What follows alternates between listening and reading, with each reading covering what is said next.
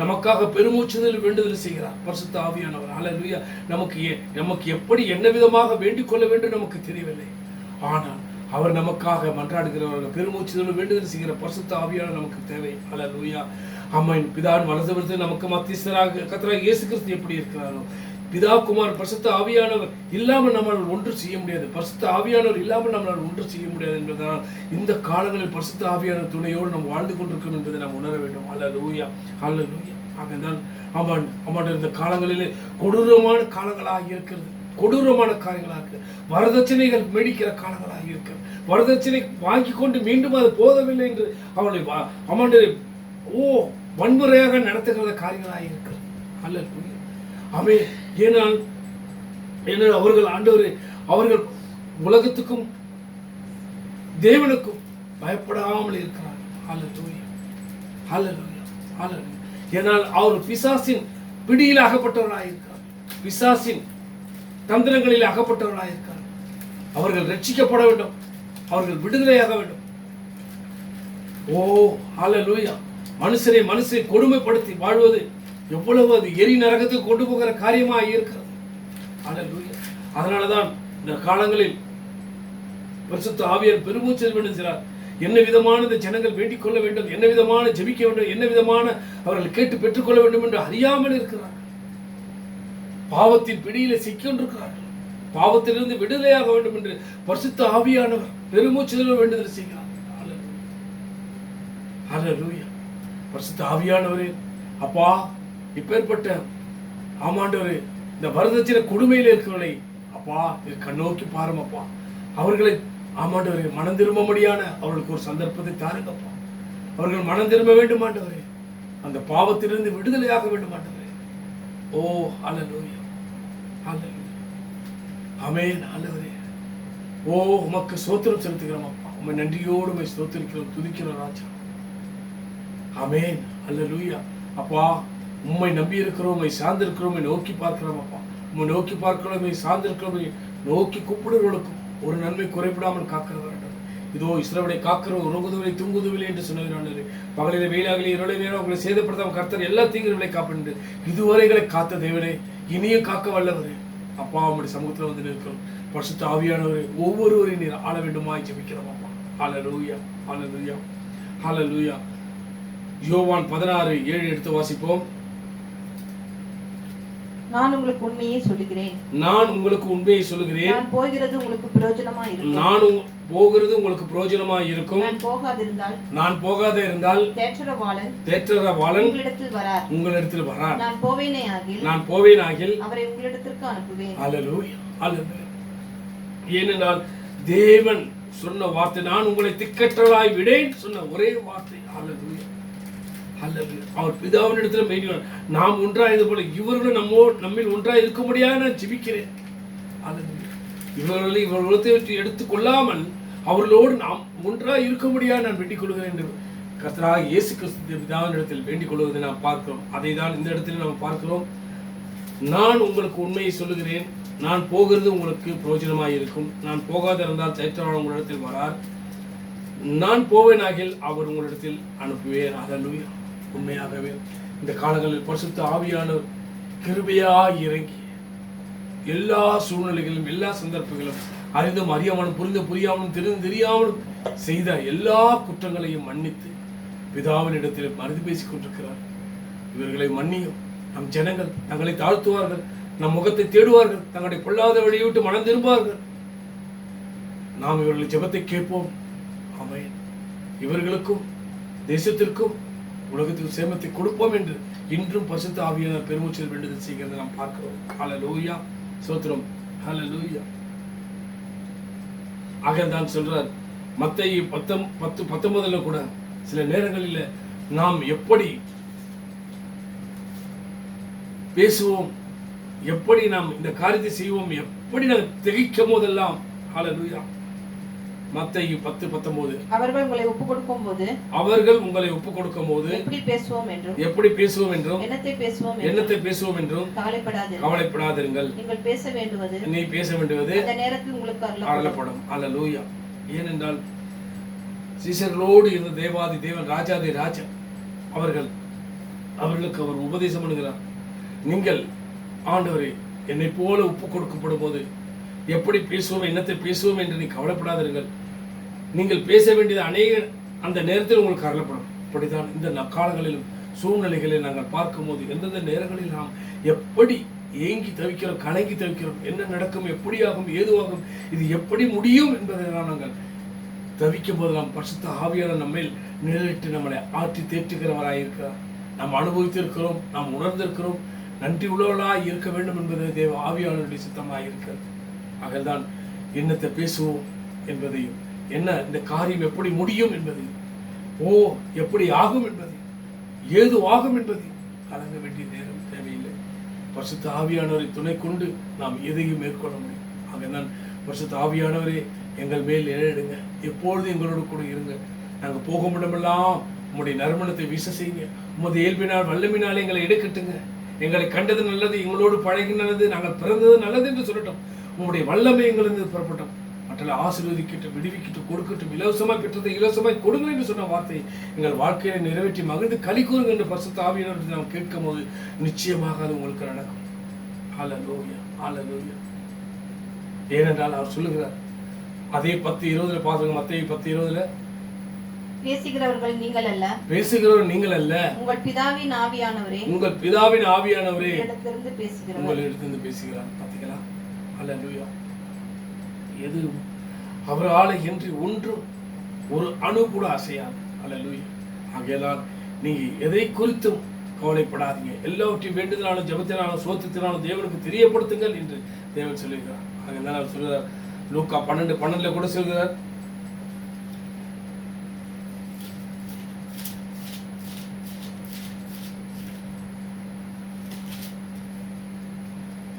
நீங்கள் பேச வேண்டியவைகள் பரிசுத்த ஆவியானவர் அந்த நேரத்திலே போதிப்பார் என்றார்.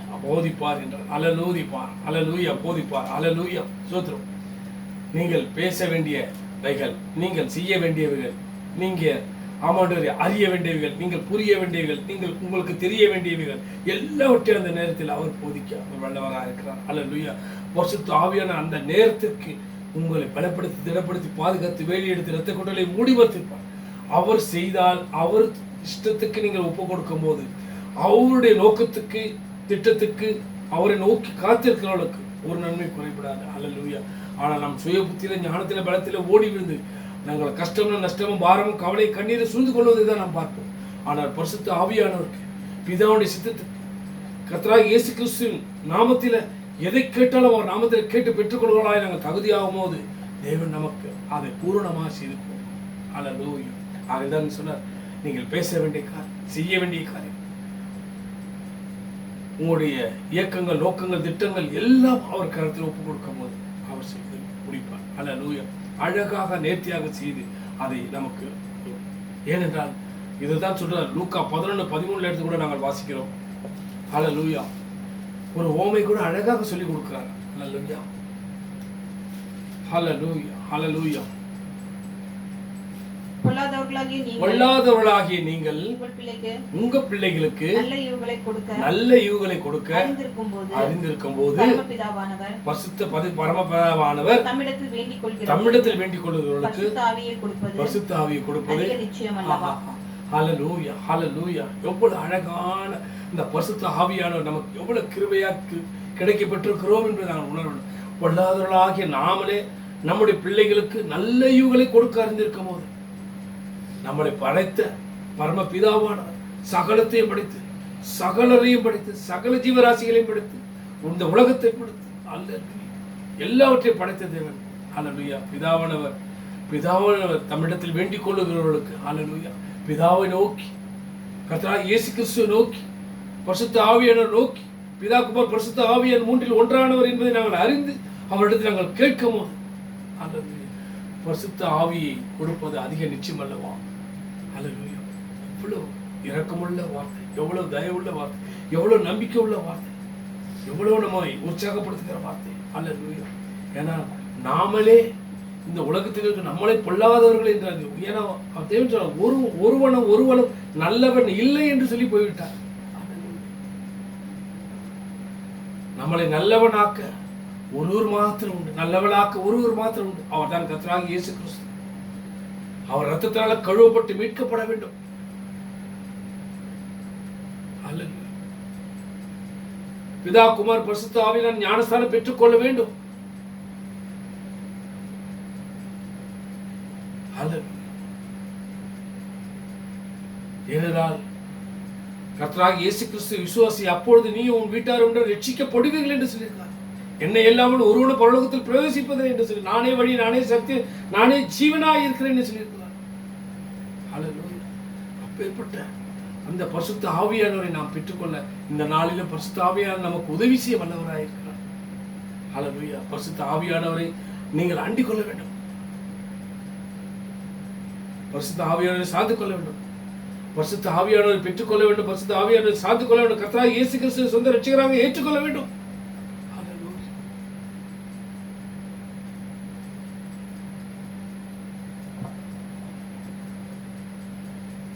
யோவான் 6:63.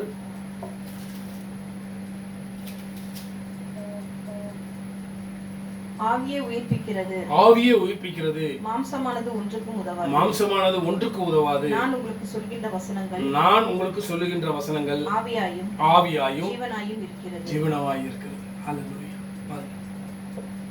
ஆவியானவர் உங்களோடு பேசிக்கொண்டிருக்கும் போது, ஆவியானவர் உங்களோடு இடைப்படும் போது, ஆவியானவர் சொல்லுகிற ஒரே மெய்யான வார்த்தை, அல்லேலூயா, இந்த ஆவியே உங்களை உயிர்ப்பிக்கிறதா இருக்கிறது.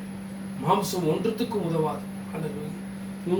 நான் உங்களுக்கு சொல்லுகிற வசனங்கள் ஆவியாயும் ஜீவனமாய் இருக்கிறது.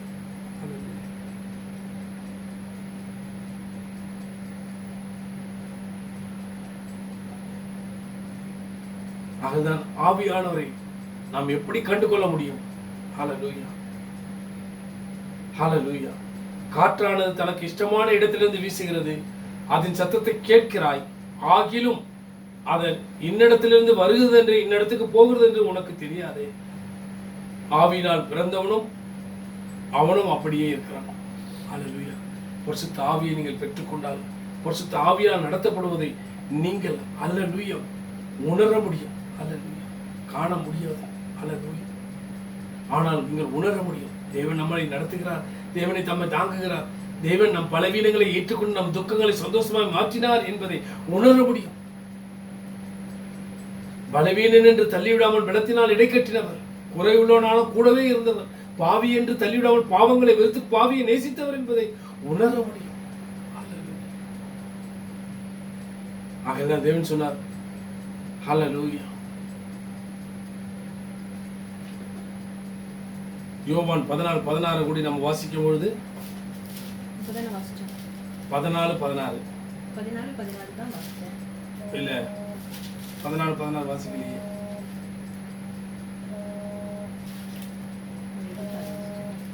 நான் பிதாவை வேண்டிக் கொள்ளுவேன், நான் பிதாவை வேண்டிக் கொள்ளுவேன், அப்பொழுது என்றென்றைக்கும் அப்பொழுது என்றென்றைக்கும் உங்களுடனே கூட இருக்கும்படிக்கு, உங்களோடு கூடவே இருக்கும்படிக்கு சத்திய ஆவியாகிய வேறொரு தேற்றவாளனை அவர் உங்களுக்கு தந்தருளுவார். அல்லேலூயா. யாரை குறித்து பேசுகிறார்? பரிசுத்த ஆவியானவர் குறித்து. நான் பிதாவை வேண்டிக் கொள்ளுவேன், அப்பொழுது என்றென்றைக்கும் உங்களோடு கூட இருக்கும்படிக்கு சத்திய ஆவியாகிய வேறொரு தேற்றவாளர் பரிசுத்த ஆவியானவர் உங்களுக்கு தந்தருளுவார் என்று அழகாக நமக்கு சொல்லியிருக்கிறார். அதுதான் நாம் எப்பொழுதெல்லாம் வேண்டிக் கொள்ளும் போது பரிசுத்த ஆவியானவர் நமக்கு முன்பாக நிற்பார். அல்லேலூயா. அல்லேலூயா. கண் காணவில்லை, காது கேட்கவில்லை, எது தோன்றுமில்லை என்றாலும் உணர்வில் உண்டாய் இருக்கும். அல்லேலூயா. ஸ்தோத்திரம். அவர்தான் சொல்றாரு. எப்படி சொல்றாரு? அதே 14:17 எடுத்து வாசி பாருங்க. அதே உலகம் சத்திய ஆவியானவரை காணாமலும் அறியாமலும் இருக்கிறபடியால் 14:17 உலகம் அந்த சத்திய ஆவியானவரை காணாமலும் அறியாமலும் இருக்கின்றபடியால் அவரை பெற்றுக்கொள்ள மாட்டாது. அவர் உங்களுடனே வாசம் பண்ணி உங்களுக்குள்ளே இருப்பதால் நீங்கள் அவரை அறிவீர்கள். ஆமென். ஹல்லேலூயா. ஆமென். ஏன்னா அவன் உலகம் அறியாது, ஆனா நாம் அறிந்திருக்கிறோம். ஹல்லேலூயா. அவர் நம்மளுடைய வாசம் பண்ணி நமக்குள்ளே இருப்பதால் நாம் அவரை அறிவோம். ஹல்லேலூயா. ஹல்லேலூயா. ஆகைதான் பரிசுத்த ஆவியானவர் துணை இல்லாமல் நம்மளால் ஒன்று செய்ய முடியாது என்பதை நாங்கள் எப்படி அறிந்து கொள்ள முடியும்? தேவன் நம்மளோடு இருந்து செய்கிற காரியங்கள் பெரிதாக இருக்கிறது, பயங்கரமாக, அற்புதமாக, அதிசயமாக. அவர்தான் எந்த ஜாதியில் எடுத்து செய்யப்படாத அதிசயங்கள் ஜனங்கள் எல்லாருக்கும் முன்பாக நான் செய்வேன் சொன்னவர், வாக்கு மாறாதவர். அல்லேலூயா. நிச்சயம் அதை நிறைவேற்றுவார். அல்லேலூயா.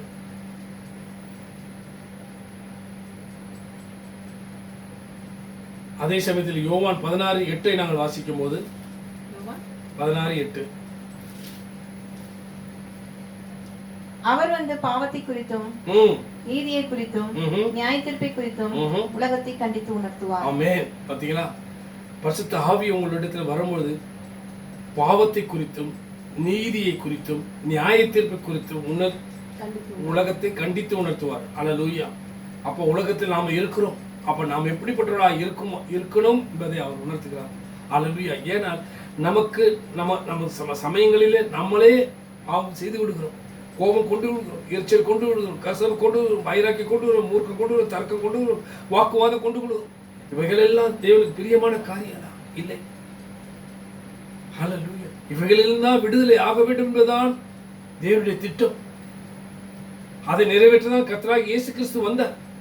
ஹல்லேலூயா. அவர் பரமேறி சென்ற போது நமக்கு பரிசுத்த ஆவியானவர் கொடுத்து போயிருக்கிறார். இந்த நாட்களிலும் அவர் நம்மளோடு கூட இருந்து நமக்கு சகல காரியத்தை குறித்து நமக்கு சொல்லிக் கொடுக்க அவர் வல்லவராயிருக்கிறார். ஆக பாவத்தை குறித்தும் நீதியை குறித்தும் நியாயத்தீர்ப்பு குறித்தும் நம்மை கண்டித்து உணர்த்துகிறவராயிருக்கிறார்.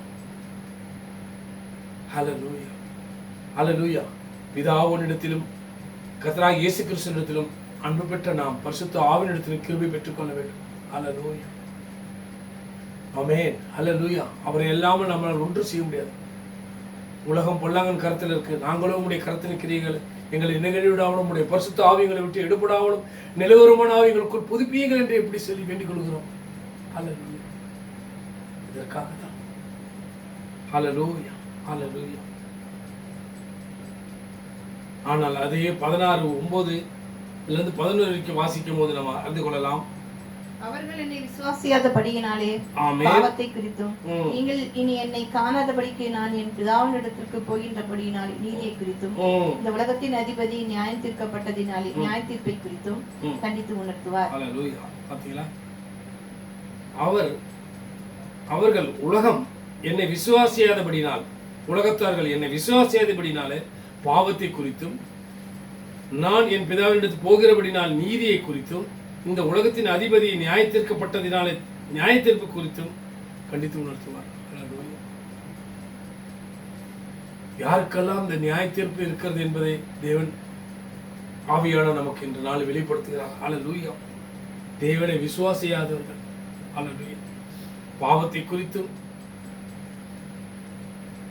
நீதியை குறித்தும் நியாயத்தீர்ப்பு குறித்தும் கவலைப்படாமல் இருக்கிறவர்களுக்கு தான் இந்த தண்டனை அவர்களுக்கு கிடைக்க போகிறது.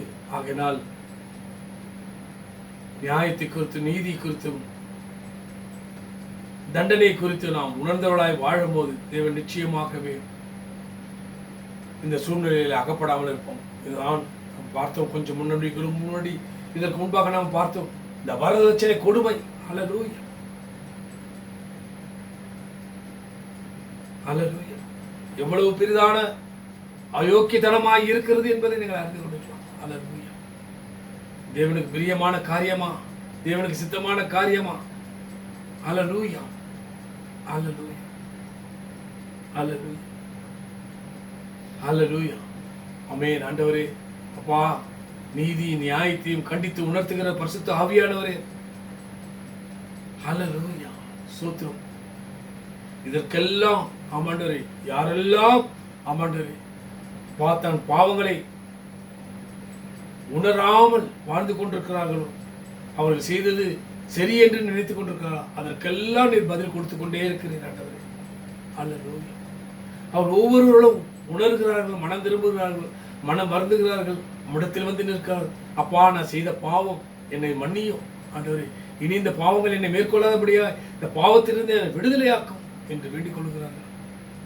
அவர்கள் எல்லாம் தேவ கிருபை பெற்றுக்கொண்டு வாழ்கிறார்கள். ஹல்லேலூயா. ஆகதான் நீதி நியாயத்தை கண்டித்து உணர்த்துகிற பரிசுத்த ஆவியானவர் நமக்கு தேவை.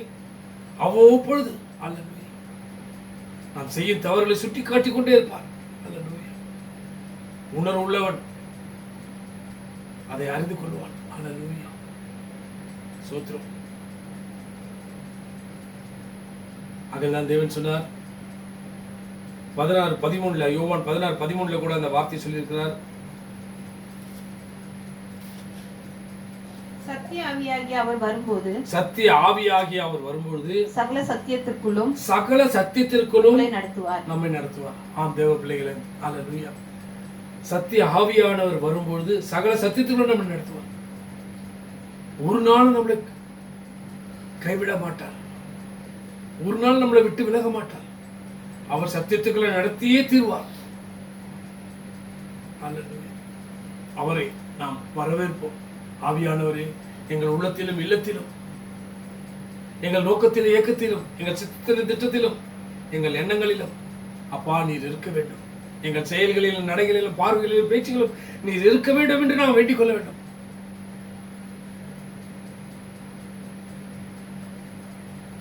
ஏனென்றால் பலவீனர்கள் என்று நாம் அறிவோம். ஆனால் தேவன் சொன்ன ஒரு வார்த்தை, உங்கள் பலவீன பலன் பூர்ணமாய் விளங்கு என்று சொன்னார். ஒரு வாக்கு மாறாத இன்றும் நம்மளோடு கூட இருக்கிறார். அல்லேலூயா.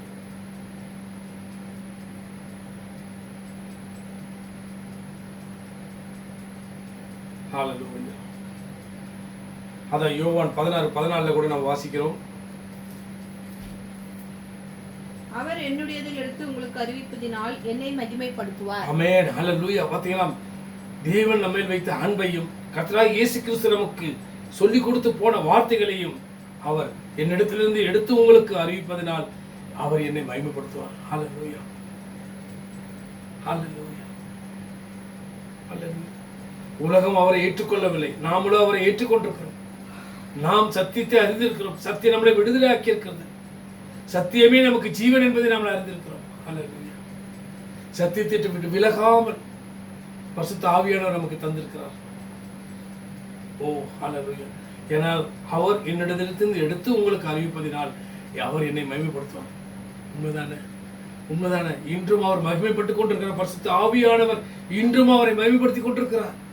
அவருடைய நாமத்தினால எதை கேட்டாலும் பரிசுத்த ஆவியானவர் நமக்காக வேண்டுதல் செய்து பெற்றுக் கொள்ளுகிறார். இன்றும் அற்புதங்கள், அடையாளங்கள், இன்றும் குருடர்கள் பார்க்கும், உடவர்கள் நடக்க, செவிடர்கள் கேட்க, ஊமையர்கள் பேச, தீராத வியாதிகள், தீராத பிரச்சனைகள், தீராத பாரங்கள், கவலைகள், கண்ணீர்கள் மாற்றப்படுகிறது. எதனால்?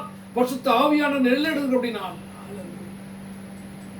பிதாவின் சித்தத்தை கர்த்தராகிய இயேசு கிறிஸ்து நிறைவேற்றின ஆமென். அதை இன்னும் இருக்கிற வர ஜெனரேஷனுக்கும் அதை நிறைவேற்றும்படியாக பரிசுத்த ஆவியானவர் இன்றும் அசைவாடி கொண்டிருக்கிறார். ஹல்லேலூயா.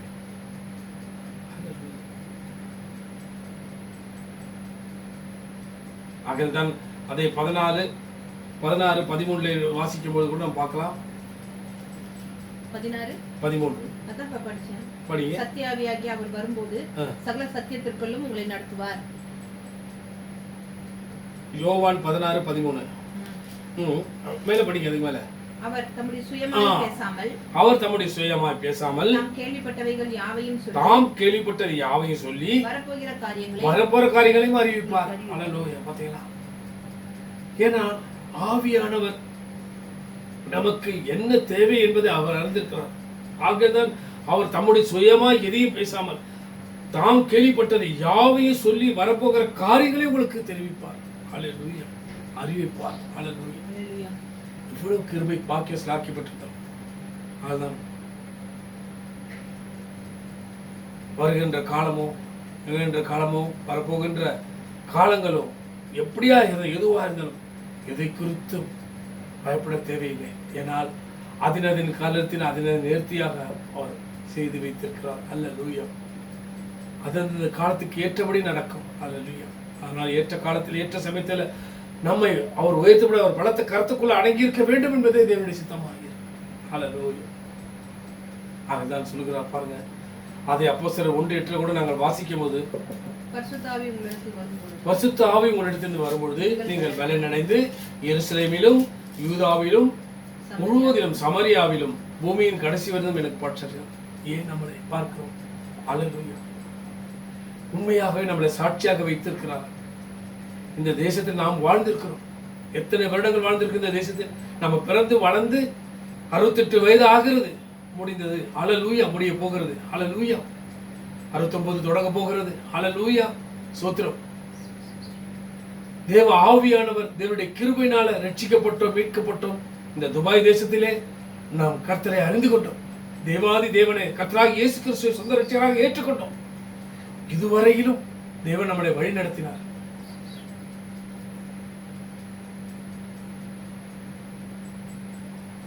உலகத்தார் பார்க்கும் உங்களுக்கு என்ன ஒரு பாடுகையிலே, உங்களுக்கு நெருக்கமில்லையே, கவலையிலேயே, கண்ணீரிலே, துக்கமில்லையே, துயரமில்லையே, நிந்தையிலே, அவமானமில்லையே, கஷ்டம் இல்லையே, நஷ்டம் இல்லையா, அப்படி என்றெல்லாம் நினைக்கலாம். ஆனால் தேவன் என்ன சொல்ற, உலகத்தில் உபத்திரம் உண்டு, திடன்குள்ள உலகத்தை ஜெயித்து முடிவு உங்களோட கூடனே இருக்கிறேன்னு சொன்னவர் இன்றும் வாக்கு மாறாதவராய் இருக்கிறார், நம்மளோட கூட இருக்கிறார். அல்லது 44 வருடம் இந்த அந்நிய தேசத்தில் நாங்கள் வாழ்ந்திருக்கிறோம் என்றால் கர்த்தருடைய பெரிய கிருபை,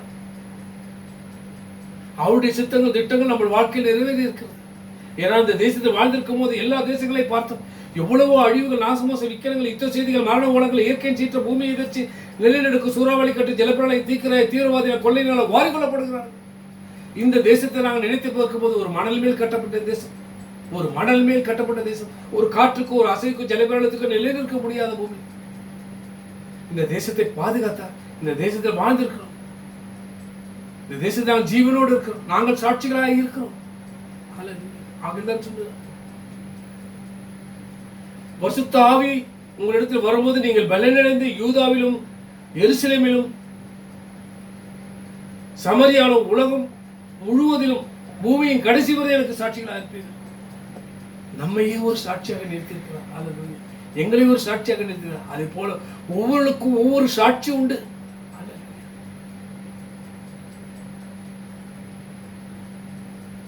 எங்களை சாட்சியாக வைத்திருக்கிறார். தீராத தீய பழக்க வழக்கங்கள் என்னை விட்டு நீங்கினது. அல்லது 38 வருடம் அந்த பெதஸ்தா குளத்தில் கடந்த யோவான் 5:5 பார்க்கிறோம். அந்த ரோகியை மாற்றினது போல எனக்கு 38 வருடமா இருந்த இஸ்னோபிலியாஸ் என்னை விட்டு நீங்கியது. வீசிங் ப்ராப்ளத்தினால எவ்வளவு கஷ்டப்பட்டிருப்பேன். வழியிலிருந்து என்னை விடுதலை ஆக்கினார். தீய பழக்கம், சிகரெட் பழக்கம், குடி பழக்கம் எல்லாவற்றையும் என்னை விட்டு நீக்கினார். அல்லேலூயா. தேவன் என்னை ஒரு மனுஷனாக ஒரு மதித்தார். என்ன ஒரு ஆத்மா, இந்த ஆத்மா விலையேற பெற்றது நினைத்தார். அப்படிதான் தேவன் ஒவ்வொருவரும் நினைக்கிறார். ஒவ்வொருவரும் இந்த ஆத்மா விலையேற பெற்றது நினைக்கிறார். நாம தான் தவறி போகிறோம், நாம தான் வழி போகிறோம். கர்த்தருடைய கருத்தில் இருக்க நம்ம ஆசைப்படுவதில்லை. நம்மை இந்த உலகப்பிரமான காரியங்களிலே சிக்குண்டு தவித்து வேதனைக்குள்ளாகிறோம். ஆனாலும் தேவன் நம்மளை கைவிடாமல் நடத்தியிருக்கிறார். நாங்கள் சாட்சி. நாங்கள் ஒன்றும் பெரிய பரிசுத்தவான், பரிசுத்த வாட்டி என்பதற்காக அல்ல. தேவன் எங்களை பரிசுத்தப்படுத்தி எங்களை பரிசுத்த வாட்டியை பரிசுத்தவானா வைத்திருக்கிறதற்காக நாங்கள் சாட்சிகளாக இருக்கிறோம். அவர் எங்களை மேன்மைப்படுத்தியிருக்கிறார், எங்களை உயர்த்திருக்கிறார், எங்களை அறிந்து எங்களை ஆண்டு கொண்டிருக்கிறார். நாங்கள் அவருக்கு சாட்சியாக இருக்கிறோம். இதுதான் எங்களுடைய சாட்சி.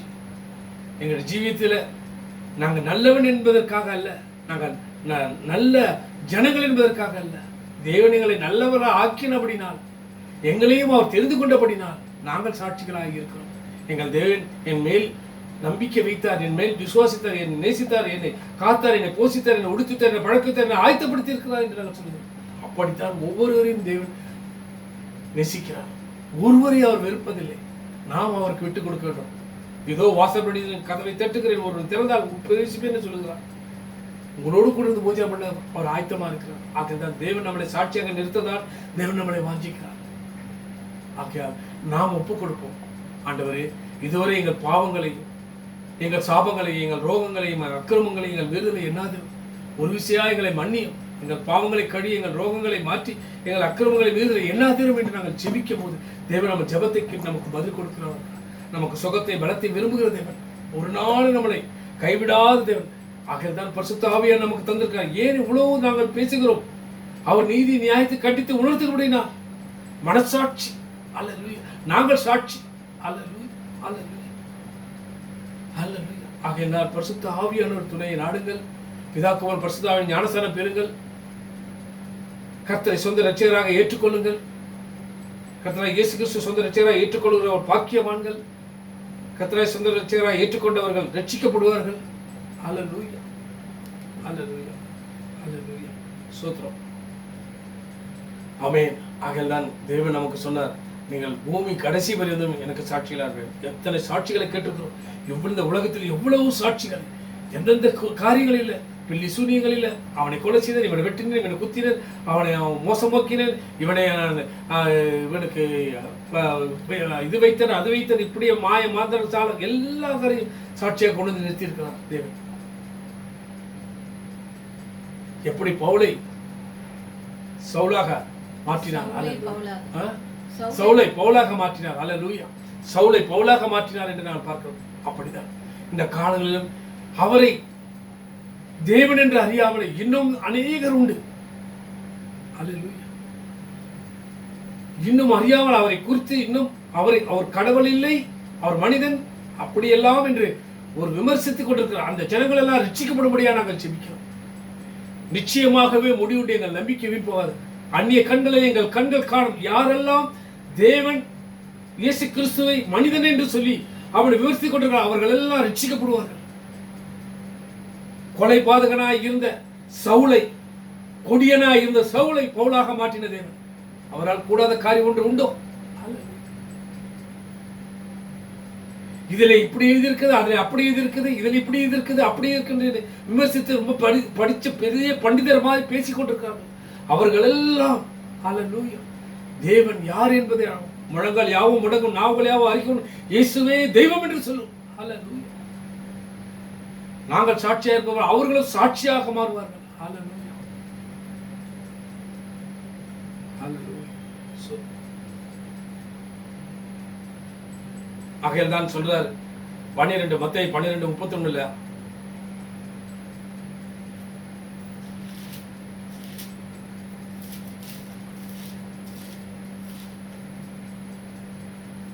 ஆதலால் நான் உங்களுக்கு சொல்லுகிறேன், எந்த பாவமும் எந்த தூசணம் மனுஷனுக்கு மன்னிக்கப்படும், ஆவியானவருக்கு விரோதமான தூசணமோ மனுஷனுக்கு மன்னிக்கப்படுவதில்லை. அல்லேலூயா.